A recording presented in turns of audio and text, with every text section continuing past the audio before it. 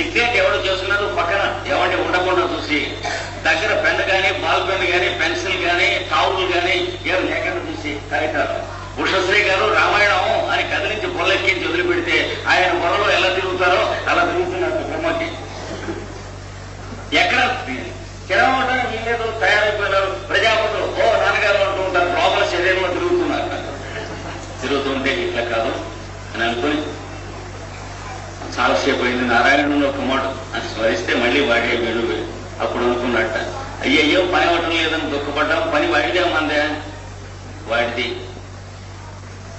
మందేని దుఃఖపడ్డాం మనకెందుకు అని నమస్కారం చేస్తే మరి వాడిది కదా పని, హెడేక్ వాడికి వచ్చాడు.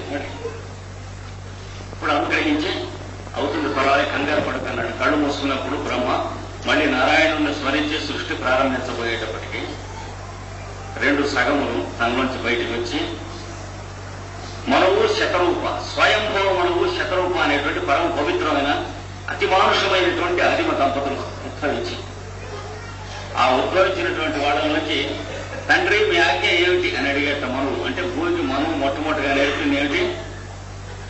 తండ్రికి కొడుకు ఎలా ప్రవర్తించాలి తండ్రి ఎడలని నేర్పింది మనువు. అందుకనే ఆ మనోవర్త్మన పరం మనువు దగ్గర నుంచి మా దాకా వస్తూ ఉన్నటువంటిదని రామచంద్రుడు తండ్రిని ఆజ్ఞ ఏమిటి అని అడిగికి వెళ్ళాడు. కనుక ఆ మనువు వచ్చి మనువు భార్య వచ్చి సృష్టి చేయమన్నారు నాన్నగారు, బాగానే ఉంది బ్రహ్మని అన్నట్ట. వస్తారనుకోండి సృష్టి, వచ్చిన వాళ్ళకి ఎక్కడుంటారు? చోటు కూడా ఏదే, మనస్సులు తప్ప ఇంకేం లేవు. ఇప్పుడున్న మానస లోకంలో అంతర్లీనములైనటువంటి లోకంలో ఉన్నది ఇంకా